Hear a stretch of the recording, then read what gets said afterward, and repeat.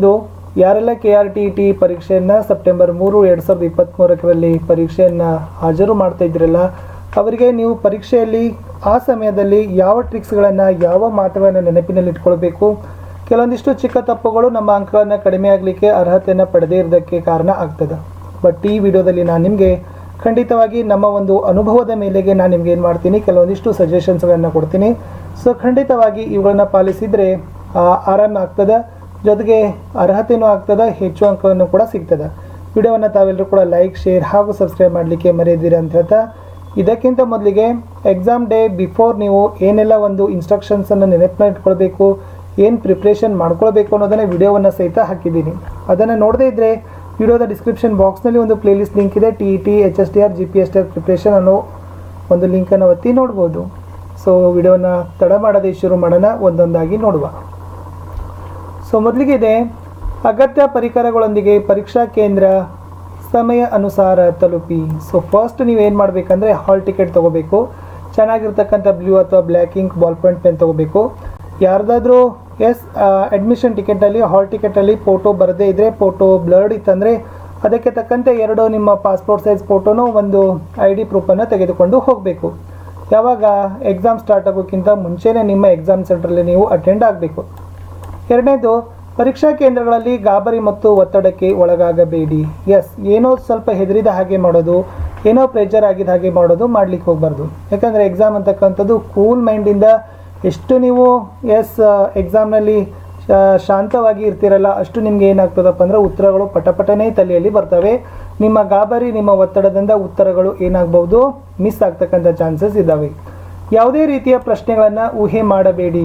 ಎಷ್ಟೋ ಯೂಟ್ಯೂಬರ್ಸ್ ಹೇಳಿರ್ತಾರೆ, ಎಷ್ಟೋ ಕ್ಲಾಸಲ್ಲಿ ಹೇಳ್ತಾರೆ, ಪುಸ್ತಕದಲ್ಲಿ ಈ ಕ್ವಶನ್ ಬರ್ತದ, ಆ ಕ್ವಶನ್ ಬರ್ತದ ಅಂತ ಕೆಲವೊಬ್ರು ಗೆಸ್ಸಿಂಗ್ ಮೇಲೇ ಕುಂತಿರ್ತಾರೆ. ಸೊ ಯಾವುದೇ ಕ್ವಶನ್ಸ್ಗಳನ್ನ ಗೆಸ್ಸಿಂಗ್ ಮಾಡುವಾಗಿಲ್ಲ.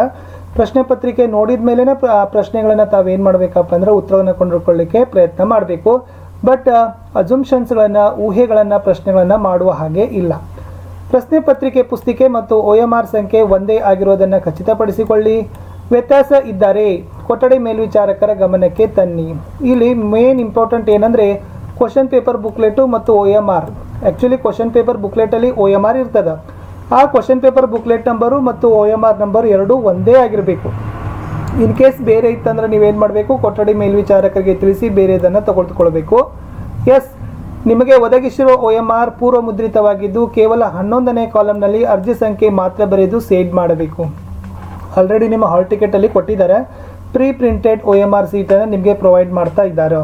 ಅದರಲ್ಲಿ ಕೇವಲ 11ನೇ ಕಾಲಮ್ ಇದೆ. ಸೊ ಇನ್ನಷ್ಟು ತಾವುಗಳು ನಿಮ್ಮ ಕೊಠಡಿ ಮೇಲ್ವಿಚಾರಕರ ಸೂಚನೆಗಳನ್ನು ಓದ್ಕೊಡ್ರಿ. ಯಾಕಂದರೆ ಅದು ಮತ್ತೇನು ಬದಲಾವಣೆ ಆಗಿರ್ತದೆ ಕೊನೆಗಳಿಗೆಲ್ಲಿ ಏನು ಹೇಳಲಿಕ್ಕೆ ಬರೋದಿಲ್ಲ. ಬಟ್ ಯಾವತ್ತೂ ಕೂಡ ಸೇವ್ ಮಾಡೋಕ್ಕಿಂತ ಮುಂಚೆ, ಮಾಹಿತಿಗಳನ್ನು ತುಂಬೋಕ್ಕಿಂತ ಮುಂಚೆ ನೀವು ಕೊಠಡಿ ಮೇಲ್ವಿಚಾರಕರ ಸಲಹೆಗಳನ್ನು ಪಾಲಿಸಬೇಕು. ಯಾಕಂದರೆ ಬದಲಾಗ್ತಕ್ಕಂಥ ನಿರ್ದೇಶನಗಳನ್ನು ಇಲಾಖೆಯವರು ಏನು ಮಾಡ್ತಾ ಇದ್ದಾರೆ, ಮುಖ್ಯ ಅಧೀಕ್ಷಕರ ಮೂಲಕ ನಿಮ್ಮ ಕೊಠಡಿ ಮೇಲ್ವಿಚಾರಕರಿಗೆ ಕೊಟ್ಟಿರ್ತಾರೆ. ಏನು ತುಂಬಬೇಕು, ಏನು ತುಂಬಾರ್ದು ಅನ್ನೋದನ್ನು ಕ್ಲಿಯರ್ ಆಗಿ ತಾವು ಕೇಳಿಕೊಂಡು ಕನ್ಫರ್ಮ್ ಮಾಡಿ ಆಮೇಲೆ OMRಗಳನ್ನು ತುಂಬಬೇಕು. ಆಲ್ಮೋಸ್ಟ್ ಆಲ್ 11ನೇ ಕಾಲಮ್ ಅಪ್ಲಿಕೇಶನ್ ನಂಬರ್ 1ನೇ ತುಂಬಬೇಕು ಅಂತ ಈಗಾಗಲೇ ಅವರು ಇನ್ಸ್ಟ್ರಕ್ಷನ್ಸನ್ನು ನಿಮಗೆ ಕೊಟ್ಟಿದ್ದಾರೆ. ನೀವು ಅರ್ಜಿಯಲ್ಲಿ ತುಂಬಿರುವ ಭಾಷೆಗಳಿಗೆ ಮಾತ್ರ ಉತ್ತರ ನೀಡಿ. ಬಹಳ ಜನ ಹುಡುಗರದು ಒಂದು ಇದೇ ಪ್ರಾಬ್ಲಮ್ ಇದೆ. ಯಾಕಂದರೆ ನೀವು ಅಪ್ಲಿಕೇಶನಲ್ಲಿ ಕನ್ನಡ ಇಂಗ್ಲೀಷ್ ತೊಗೊಂಡಿರ್ತೀರಿ, ನೀವು ಕನ್ನಡ ಇಂಗ್ಲೀಷನ್ನೇ ಅಟೆಂಪ್ಟ್ ಮಾಡಬೇಕು. ಯಾಕಂದರೆ ಅಲ್ಲಿ ಭಾಳ ಸಮಯದಾಗ ನೋಡ್ತಾರೆ. ಸೊ ಅದಕ್ಕಾಗಿ ಕನ್ನಡದ ಬದಲಿಗೆ ಇಂಗ್ಲೀಷ್ ಮಾಡ್ತಾರೆ, ಇಂಗ್ಲೀಷ್ ಬದಲಿಗೆ ಹಿಂದಿ ಮಾಡ್ತಾರೆ, ಹಿಂದಿ ಬದಲಿಗೆ ಮರಾಠಿ, ತಮಿಳು, ತೆಲುಗು, ಉರ್ದುನೇ ಮಾಡ್ತಾರೆ. ಬಟ್ ಅದು ಸ್ಕೋರ್ ಆಗಲ್ಲ. ಯಾಕಂದ್ರೆ ಆಲ್ರೆಡಿ ನಿಮ್ಮ ಡಾಟಾ ಎಲ್ಲನೂ ಕೂಡ OMRಲ್ಲಿ ಇರ್ತದೆ. ಸೊ ನೀವು ಯಾವುದು ಅನ್ನೋದನ್ನು ಚಾಯ್ಸು ಕೂಡ ಲ್ಯಾಂಗ್ವೇಜ್ಗಳನ್ನ ಇರ್ತದೆ. ಸೊ ಅದಕ್ಕಾಗಿ ಯಾವುದು ಇದೆಯಲ್ಲ ಅದಕ್ಕೆ ಮಾತ್ರ ತಾವೇನು ಮಾಡಿ ಲ್ಯಾಂಗ್ವೇಜ್ಗಳನ್ನು ಚಾಯ್ಸ್ ಮಾಡಿ ಉತ್ತರಗಳನ್ನು ಕೊಡಬೇಕಾಗ್ತದೆ. ಆಲ್ರೆಡಿ ಇವುಗಳನ್ನು ಚೇಂಜ್ ಮಾಡಲಿಕ್ಕೆ ಬರೋದೇ ಇಲ್ಲ. ಎಲ್ಲ ಪ್ರಶ್ನೆಗಳಿಗೆ ಉತ್ತರಿಸಿ. ನಿಮಗೇನು 150 ಕ್ವಶನ್ಸ್ ಇದಾವಲ್ಲ, 150 ಕ್ವಶನ್ಸ್ಗಳು ಕೂಡ ಅಟೆಂಪ್ಟ್ ಮಾಡಿ. ಯಾವುದು ಒಂದು ಕ್ವಶನ್ಸನ್ನೇ ಬಿಟ್ಬಿಡಕ್ಕೆ ಹೋಗಬೇಡಿ. ಯಾಕಂದ್ರೆ ಋಣಾತ್ಮಕ ಅಂಕಗಳು ಈ ಪರೀಕ್ಷೆಯಲ್ಲಿ ಇಲ್ಲ. ಇಲ್ಲಿ ನೆಗೆಟಿವ್ ಮಾರ್ಕಿಂಗ್ ಅಂತಕ್ಕಂಥದ್ದು ಇಲ್ಲವೇ ಇಲ್ಲ. ಸೊ ಅದಕ್ಕಾಗಿ ಸರಿ ಇದ್ದರೆ 1 ಅಂಕ ಬರ್ತದೆ, ಇಲ್ಲಾಂದರೆ ಬರೋದಿಲ್ಲ. ಸೊ ಆ ಕಾರಣಕ್ಕಾಗಿ ಎಲ್ಲ ಕ್ವಶನ್ಸ್ಗಳನ್ನ ಅಟೆಂಪ್ಟ್ ಮಾಡಿ. ಸರಳ ಪ್ರಶ್ನೆಗೆ ಮೊದಲು ಉತ್ತರಿಸಿ, ಆಮೇಲೆ ನೀವು ಕಠಿಣ ಪ್ರಶ್ನೆಗಳಿಗೆ ಹೋಗಬೇಕು. ಏಕೆ ಇನ್ ಕೇಸ್ ಏನಾಗ್ತದಪ್ಪ ಅಂದರೆ ಏನೋ ಕ್ವಶನ್ಸ್ಗಳು ತಲೆಗೆ ಹತ್ತೋದಿಲ್ಲ, ಕೆಲವೊಂದಿಷ್ಟು ಕಠಿಣ ಅನ್ನಿಸ್ತದೆ, ಓದದೇ ಇರ್ತಕ್ಕಂಥ ಪ್ರಶ್ನೆ ಅಂತ ಬರ್ತದೆ. ಸೊ ಮೈಂಡ್ ಸ್ಟ್ರಕ್ ಮಾಡ್ಕೊಳ್ಳಿಕ್ಕೆ ಹೋಗಬೇಡಿ. ಸೊ ಪ್ರಶ್ನೆ ಪತ್ರಿಕೆ ನೋಡೋದು, ಯಾವ ಉತ್ತರ ಬರ್ತದೆ ಅದನ್ನು ಉತ್ತರಗಳನ್ನು ತಾವೇನು ಮಾಡ್ತಾ ಹೋಗಬೇಕು, ಪೂರ್ಣವಾಗಿ ಗುರುತಿಸ್ಕೊಳ್ಳೋದು ಹೋಗಬೇಕು ಅಥವಾ ಆಮೇಲೆ ಸೇವ್ ಮಾಡ್ತಕ್ಕಂಥದ್ದು ನಿಮ್ಮ ವಿವೇಚನೆಗೆ ಬಿಟ್ಟದ್ದು. ಬಟ್ ಫಸ್ಟ್ ನಾನು ಹೇಳೋದು ಈಸಿ ಕ್ವಶನ್ದಿಂದ ತಾವೇನು ಮಾಡಬೇಕು, ಡಿಫಿಕಲ್ಟಿ ಲೆವೆಲ್ ಕಡೆಗೆ ಮೂವ್ ಆಗಬೇಕು. ಎಲಿಮಿನೇಷನ್ ಪದ್ಧತಿಯನ್ನು ಬಳಸಿ. ಎಸ್, ಹೊಡೆದು ಹಾಕುವ ಪದ್ಧತಿ. ಇಟ್ ಮೀನ್ಸ್ 4 ಆಪ್ಷನ್ಸಲ್ಲಿ ತಾವೇನು ಮಾಡಬೇಕಪ್ಪ ಅಂತಂದರೆ ಎಸ್ 4 ಆಯ್ಕೆಗಳಲ್ಲಿ ಎ ಬಿ ಸಿ ಡಿ ಇರ್ತದೆ.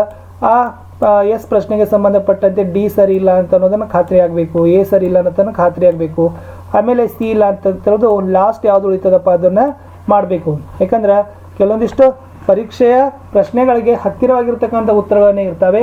ಸೊ ಎಲಿಮಿನೇಷನ್ ಪದ್ಧತಿ ಅಂತಕ್ಕಂಥದ್ದು ತುಂಬಾ ಬೆಟರ್. ಪ್ರಶ್ನೆಗಳನ್ನು ಮೊದಲು ಚೆನ್ನಾಗಿ ಓದಿ ಅರ್ಥ ಮಾಡಿಕೊಂಡು ಉತ್ತರ ಕಂಡುಕೊಳ್ಳಿ. ಇದು ವೆರಿ ವೆರಿ ಇಂಪಾರ್ಟೆಂಟ್ ಇದೆ. ಕ್ವಶನ್ಸ್ ಅರ್ಥನೇ ಆಗೋದಿಲ್ಲ. ಎಷ್ಟೋ ನಮ್ಮ ಸ್ನೇಹಿತರು ಏನು ಮಾಡ್ತಾರಪ್ಪ ಅಂದರೆ ಹಾಗೋ ಹೀಗೋ ಸರಿಯಾಗಿ ಕಂಪ್ಲೀಟಾಗಿ ಕ್ವಶನ್ಸ್ ಓದೋದಿಲ್ಲ, ಅಂಡರ್ಸ್ಟ್ಯಾಂಡಿಂಗ್ ಮಾಡ್ಕೊಳ್ಳೋದಿಲ್ಲ, ಸುಮ್ಮನೆ ಉತ್ತರಗಳನ್ನು ಸೇವ್ ಮಾಡ್ತಾರೆ. ಬಟ್ ನಾವು ನಿಮ್ಗೆ ಹೇಳೋದು ಫಸ್ಟ್ ಕ್ವಶನನ್ನು ಚೆನ್ನಾಗಿ ಅರ್ಥ ಆಗಬೇಕು, ಆಮೇಲೆ ಉತ್ತರಗಳನ್ನು ಕಂಡುಕೊಂಡು ಸೇವ್ ಮಾಡಬೇಕು.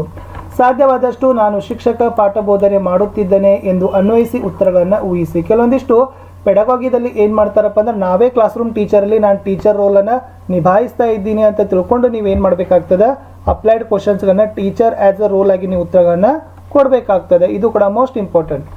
ಆಯ್ಕೆಗಳ ಬಗ್ಗೆ ಗೊಂದಲ ಮಾಡಿಕೊಳ್ಳಬೇಡಿ. ಕೇವಲ ಅಲ್ಲಿ ಇರುವುದು ಒಂದೇ ಒಂದು ಸರಿಯಾದ ಆಯ್ಕೆ.